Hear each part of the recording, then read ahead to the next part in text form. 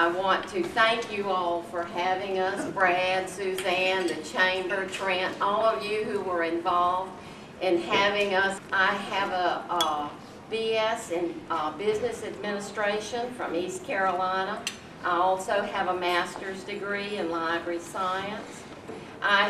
Before I went into the General Assembly, I worked at Newbern High School as their Media Center supervisor, was at D.H. Conley before that, and was at Lenore Community College before that.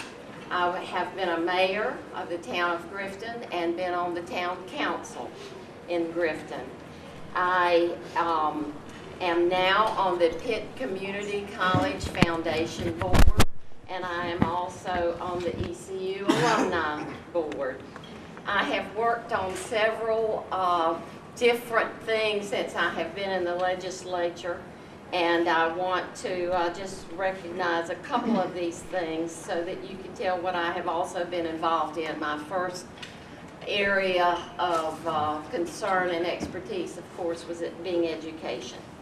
I have received a legislative award from the North Carolina Coalition Against Domestic Violence, a Legislator of the Year award from the North Carolina Disabled American Veterans, a Woman of Achievement award from the General Federation of Women's Clubs of North Carolina, one of the 100 Incredible ECU Women at the Women's Roundtable, an award for Substance Abuse Prevention Providers, a Medal of Merit from the North Carolina National Guard, in the ECU Educators Hall of Fame, and have been a North Carolina Business and Professional Career Woman of the Year.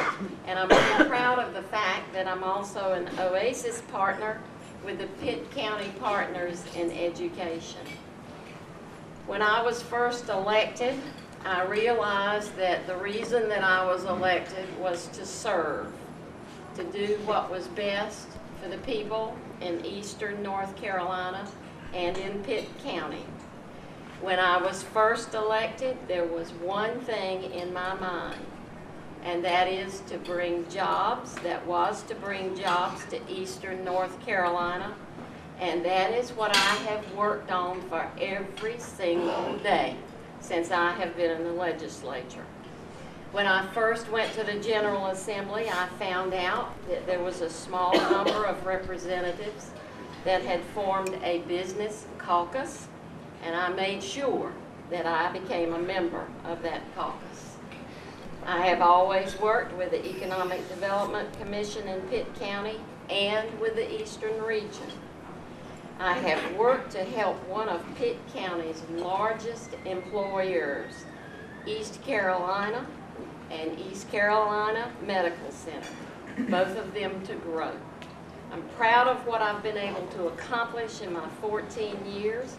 The past 2 years were more of a challenge because my party was no longer in charge, and consequently I've learned to work with the other party to do the things that needed to be done for the people in North Carolina.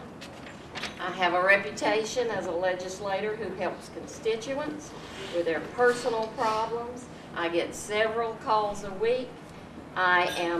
This is the only seat in the North Carolina General Assembly where the resident lives in Pitt County. I think Pitt County needs an experienced legislator, and that is me. Thank you. Because it is an important time for us to be able to share our views and what we see as the future of Eastern North Carolina. My name is Brian Brown. I'm a husband to my beautiful wife, Rochelle, who joins me today. We've been together 12 years and married for 6 wonderful years, and just what a blessing that is. We have a little girl named Brielle who's 3 years old, and she lights up our lives and keeps us busy, as you would know, with a 3-year-old. About 5 years ago, my wife and I were sitting around a table, and we were talking about our careers. We were talking about how career-driven we were, and we were also talking about the time we were spending apart. And as best friends, at least I lay claim to that, she may not these days, but as best friends we said we're spending too much time apart. What can we do together to put our efforts together, to be together every day and enjoy our fruits of our labor? And thus came Rep Express. And 5 years later, our desks have never been more than 5 feet apart from each other. And we feel very blessed to have continued to grow and still be here throughout this economic times. I'm also very involved in this community, and I take a lot of pride in being involved in this community. I serve as an ambassador for this Chamber of Commerce, and it's an absolute blessing to go out and see all the new businesses that start, be at the ribbon cutting, see the expansion in our community. I also serve as a board member for the Pitt County Crime Stoppers, and as membership chair for the Greenville Morning Rotary Club. And as I'm saying that, we are having a membership drive right now, and we meet on Thursday morning, so anyone interested, come and see me after this. My wife and I have also served as marriage preparation coordinators for the Raleigh Diocese for the past 5 years. Basically, if you're going to get married east of 95, you come and spend a Saturday with us. We'll talk about the formation of marriage, communication, finances, all of the great things that married couples will have to deal with as they begin their journey down the path of being married. We were also nominated by this very chamber as Small Business of the Year, which we're very proud of after 5 short years. My wife tells me I have a character flaw. She says that I see the world with too much bright-eyed optimism and I need to be a little more realistic sometimes. And a lot of people in North Carolina say that we're in trouble. And we do have our opportunities. I call them opportunities, not challenges. But we have our opportunities to really strengthen this great state with new and stronger leadership and clearer vision. This November, we must elect leaders who not only know how to create jobs, manage a budget, understand what it takes to deal with regulatory issues, have a young child that's going to be affected by our educational choices that are made in the legislature. We also have to have somebody that has the passion and energy to do whatever it's going to take to make the best situation for our children, our grandchildren, and our neighbors right here in North Carolina. So how do we do that? We do that by investing in our education system, not by simply throwing more money at a broken system, but by bringing the power and control out of Washington, D.C. and out of Raleigh and putting it back in the classroom. Letting teachers teach, not be struggling with paperwork and unrealistic expectations and not knowing where they're going. We do that by empowering our students to take control of their own futures with the path of not just a university system, but a vocational system. It's long been forgotten that electricians and plumbers can make $75 plus an hour and is a strong portion of our entrepreneurial system. We have to hold higher expectations, we have to reward successes, and we're going to have to hold non-performing schools accountable. We also have a spending problem in North Carolina. Our public sector has grown at a 5 times higher rate than the private sector. We have unfunded liabilities in unemployment insurance, we have unfunded liabilities in Medicaid, we have issues in our transportation system. We also have the highest corporate income tax in the Southeast, the highest personal income tax in the Southeast, the highest gas tax in the Southeast. We don't have a revenue problem, we have a spending problem. We're going to have to be able to do things like really reform our regulatory system, get the government off the backs of small businesses and allow us to be able to invest in our companies and grow with our companies and hire more people. We have to have a fundamental tax reform. See, as a job creator, we all know that a real job creation foundation is based on a fair and competitive tax code. North Carolina's tax code is not only not competitive, it's a hindrance.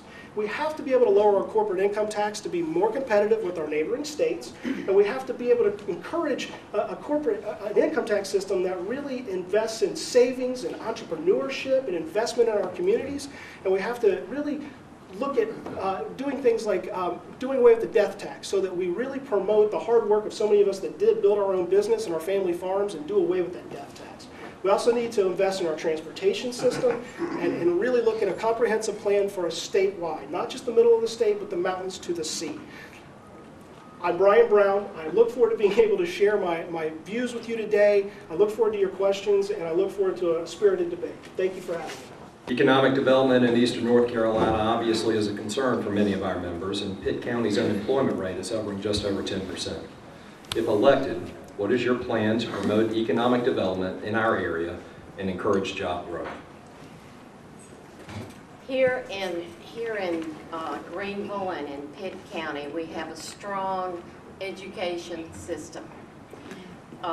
Keep in mind that where we are right here, if you combine Pitt Community College, East Carolina University, and Pitt County Schools, those are 3 taxpayer-funded entities.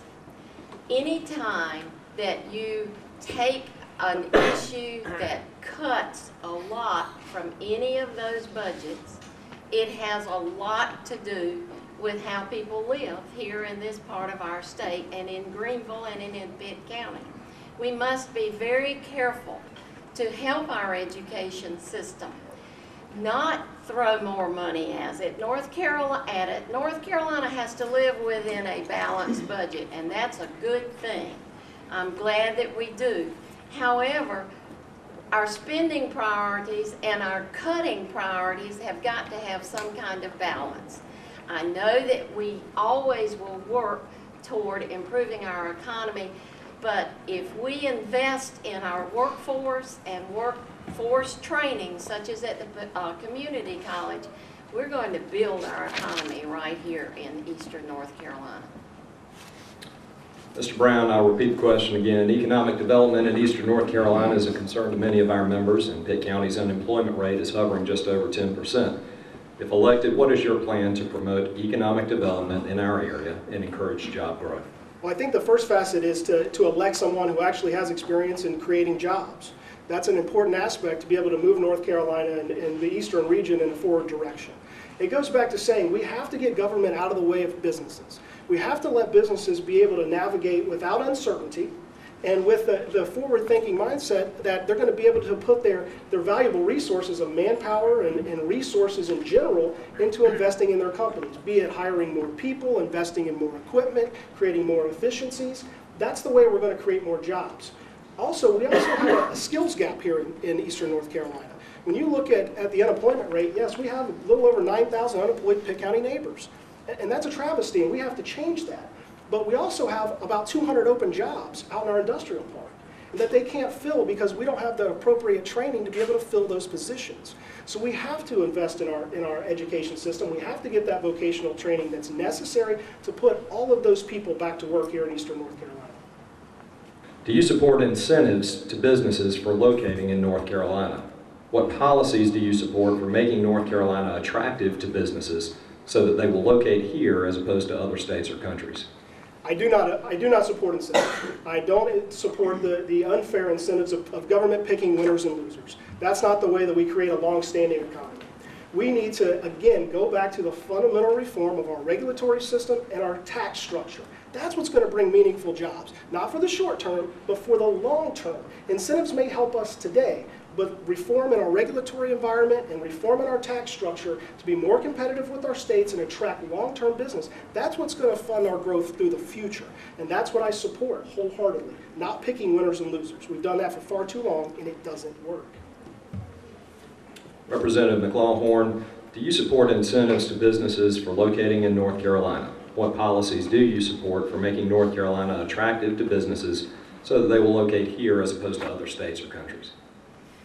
I have voted for incentives. I don't like them. I don't think any of us in Raleigh in the legislature do. I don't think that, I know that we wish that we did not have to.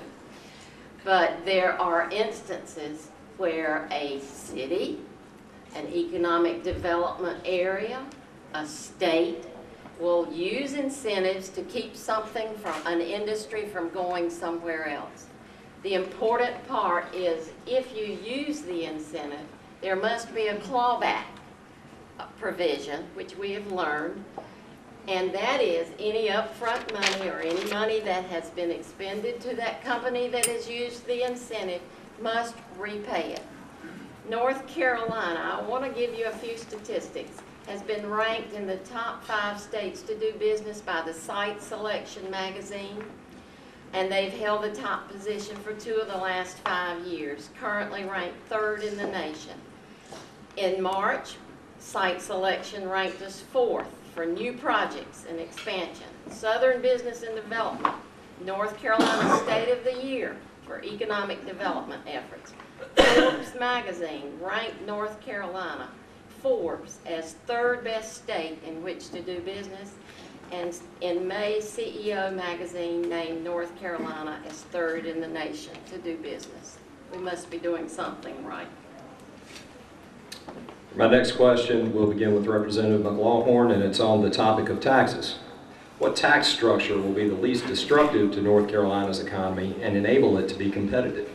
Do you have any specific plans for revision to North Carolina's tax structure such as a new tax on services or the repeal of any existing taxes? I think that will be one of the major things that the new General Assembly will deal with. Everyone has talked about reforming our tax structure here in North Carolina, but nobody has a specific answer on how to do it. And that is a good thing, because before we modernize our tax structure, it's going to take a lot of input from everybody in North Carolina. The state agencies, the businesses and industries, the chambers of commerce, everybody must become involved. It is a part now, I think, where all of us are gathering information as to what will do no harm and what will do some good. None of us want to raise any kind of taxes. We would all like to do away with the death tax. We wish we didn't have any, but North Carolina has a balanced budget. You take in, you can only pay for what you bring in. And so the new tax structure will not be an easy thing, but leadership, whoever wins the election, certainly wants to deal with it, and I believe it'll be an honest effort to do so. Thank you. Mr. Brown, what tax structure will be the least destructive to North Carolina's economy and enable it to be competitive? Do you have any specific plans for revision to North Carolina's tax structure, such as a new tax on services or repeal of any existing taxes? Well, to first go back to the previous question and to kind of look at Representative McLawhorn's facts, yes, those are facts, but what we really need to look at, we can take partisan studies. Tax Foundation ranks North Carolina 44th worst for doing business. We can look at those all day long. Let's look at nonpartisan facts. North Carolina has the 5th highest unemployment rate in the country. That's not because of job creation. That's not because businesses are flocking to North Carolina to hire our residents. In terms of looking at a tax restructuring, number one and most formidable thing we have to do is we have to stop spending. We can't take a tax reform that increases revenue. That's not what we need to do. We need to first and foremost create efficiencies in government and stop the spending in government. That's going to be the number one thing, revenue neutral tax reform. Beyond that, we have to be able to do things like lower our corporate income tax because we're not competitive with our neighboring states. Our neighboring states are taking valuable jobs and companies away from us from those things. You know, our lowest personal income tax rate in our state is still higher than all of the highest marginal income tax rate in all of the southern states but 2. That's not friendly to be able to bring businesses to. That's not friendly to bring retirement communities to, and we have to change that. In terms of a service tax, I think it's a formidable solution. It's going to have to be dealt with, and we're going to have to make a really smart decision in how we do that, but I believe it's going to be looked at, whether any of us in this room like it or not. Next question concerns education. I'll begin with Mr. Brown. Education spending has been reduced in recent years due to budget cuts. Do you think spending on education is now at an appropriate level? What strategies would you put in place to ensure K-12 education is properly funded and poised to excel in North Carolina? Yeah, I would think that we are properly funded at this point. I think that what we really need to do is we need to create our education system. We need to run it more like we run our private businesses. We need to be able to bring the power and control back out of Washington, D.C. with those initiatives. We need to bring it back out of Raleigh and put it back in the classroom. Teachers will tell you right now that they are tied up with paperwork. They're doing things that aren't helping our students learn and be successful in the future. You know, there's things like the Common Core that's been rolled out where teachers are teaching things that they're not even sure what they're going to be tested on. That's a hindrance to our students. We have to create a better system in that regard. That's not sending more money to the system. That's just creating a more efficient, effective system for our teachers and putting the money back in the classrooms where it belongs, not in administrative duties, not in DPI and Raleigh. These are the things that we have to do to really strengthen our education system and use our current level of funding. You know, we have seen cuts, and you will hear my opponent talk about the deep cuts that have taken place. Well, I can tell you that the 2009-2010 budget had a deeper cut than this previous budget did, a $1.1 billion cut to be in fact. It's a struggle. We have to make tough decisions, but we can make tough decisions by really creating an efficient system that really focuses on student development. That's what we need to do. Representative McLawhorn, same question. Education spending has been reduced in recent years. What do you think spending on education is at an appropriate level? And what strategies would you put in place to ensure that K-12 education is properly funded and poised to excel in North Carolina? I I would not reduce the spending on education any further unless I were able to economize. I think that there are certain changes that we can make in education. But anytime you cut without looking at the consequences of what those cuts are, they are liable to have some effect on the child in the classroom. I would put an emphasis on pre-K, shift remediation money that we have to spend now when our kids get out of public school to the front end, and investment in pre-K programs and getting children able to read in the early grades instead of maybe in the penal system later on. I would reintroduce a bill for the teaching fellows. I'm sorry that was cut. It is a trained method to put excellent teachers in the classroom. I think that we need to, as I've said before, to support East Carolina, Pitt Community College, and Pitt County Schools. I think that career education in high schools and community colleges certainly needs to be continued, and even with a pre-career module or an emphasis in middle school. Thank you. Representative McLawhorn, our next question regards the budget and your budget priorities. Shrinking revenues necessarily require prioritization at budget time.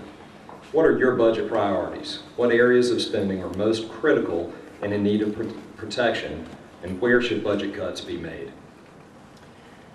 I think that I just named a lot of those in education that I think are critical, with the understanding that we need to look at the policies and the programs that are in place and fund the ones that work, and certainly encourage new ideas. I would raise teacher salaries to the national average, at least. I think teacher assistants are important in the classroom. I know that some local cuts that have been passed down have had to do away with a lot of teacher assistants. I think if we received a letter from the Pitt County Commission requesting that textbook allotment be put in the budget. I certainly think that that is one way that I would like to prioritize in education. You know, we have a world-class university system, and our community college system is the best, I think, in the nation. And what makes businesses want to come to North Carolina is because there's a good education for people's children and for people to be trained and retrained. It's important not to forget that. Mr. Brown, shrinking revenues necessarily require prioritization at budget time. What are your budget priorities? What areas of spending are most critical and in need of protection, and where should the cuts be made? Well, I think the first thing we need to do is we need to look at the redundancies in government. We need to look at the inefficiency in government and the waste. I mean, you have 5 different agencies, for example, that touch your tax dollars when they come in. It doesn't need to be so. You have different departments that are looking at sending your children to these pre-K programs. So we can really kind of bring these efficiencies in and cut revenue right there to be able to spend those things on more higher priority items. And I agree, education is one of those extremely high priority items that we need to look at. It's not just about incentivizing teachers through more pay, but it's also about doing things which I commend our schools here in Pitt County for doing, which is investing in technology. You know, technology is going to be the future of our education system. Be it technology on iPads that could be able to have resources and textbooks upload right now with real-time data and real-time statistics that help our kids learn and prepare for a future job market. You know, those are the things that we need to continue to invest in and fund. And transportation is such an enormous part of our state. We need to look at our declining transportation system and make sure that we're not spending transportation dollars on things that are not transportation oriented, leaving our roads and bridges to pay for it, and keep that money right there where it needs to be. But again, it goes back to efficiency in government. Since Trent and I appear to have done a better job than Jim Lair in keeping everybody on time, we will have one more question. This concerns. We're nice. That's what it is. Suppose I should give That. give the credit to our candidates. The last question concerns Pitt County specifically. What specific, and this is for Mr. Brown to begin with, what specific issues do you see as most important for the success of Pitt County? And what can you do in the legislature to advocate for Pitt County with regard to those issues? You know, again, everything that I see is jobs, jobs, jobs, and jobs. And in case I didn't say it, jobs. And when you look at consultants that want to bring businesses to our communities, they talk about three very important aspects. They talk about education, they talk about crime, and they talk about our transportation system. I think that our local law enforcement agency, as well as Pitt County Crime Stoppers, doing a great job trying to fight that crime component. Now, what we can do from the legislature, again, is to really put the folks right back here in Eastern North Carolina back to work. That's what we need to do. That's the fundamental aspect. We put folks back to work. We put revenue back in people's pockets. They're going to do things like go out and buy homes. They're going to go out and buy cars. They're going to go out and visit your restaurants and your shops. But how do we do that? Again, it comes back to being able to create an environment where businesses want to relocate. It also is going to take somebody that's going to have the willingness to go to Raleigh and clap our hands and stomp our feet and say, we've been forgotten in the East for far too long, and we need things here. And we need to drive businesses into the East. We need to be able to get our fair share of the government dollars as well as the business that's out there to be able to give people back to work here in Eastern North Carolina. Representative McLawhorn, what specific issues do you see as most important for the success of Pitt County, and what can you do in the legislature to advocate for Pitt County with regard to those specific issues? I think the economy is, of course, the main specific issue. That's what everyone is talking about. The new House District 9, which is the seat that we are both running for, also includes a large agricultural part in this. And I think there's new agribusiness, whether it's in biofuels or alternative crops or whatever. As for what you can do for Pitt County, I will tell you what I have done. I remember several years ago when this, you talk about energy and passion. When I went into the Speaker's office with other members of the Eastern delegation, and we went in there to advocate for a heart center at East Carolina University. It was not in our budget. And I told the Speaker at that time that none of us were going to vote for the budget if the Heart Center was not in the budget. A few days later, the Heart Center was in the budget and those jobs came to Eastern North Carolina. The same thing, folks, happened with the dental school. That's an effective legislator. That is what I do, and that is what I do well. Thank you. At this point, that concludes our question and answer session. Each candidate will have a 2-minute closing statement, and we'll begin with Mr. Brook. Well, again, thank you to the Chamber and Representative McLawhorn for the time this afternoon and taking time out of your busy schedules. I would like to say that I commend Representative McLawhorn for her efforts with the dental school and the Heart Center, but I see it as status quo. There is not a person in this room that would be a representative for District 9 or Pitt County delegation who wouldn't have done the same thing. And let's make sure we give credit to the strong business folks in this community that took time out of their schedules and money out of their pockets to make sure those things were done as well. I'm running for this seat, not because it's a second career, but because I'm a businessman that's tired of seeing my employees struggle, tired of seeing my neighbors struggle. I'm a father of a 3-year-old who's concerned about what we're going to give our children, not only from an economic standpoint, but from a social standpoint.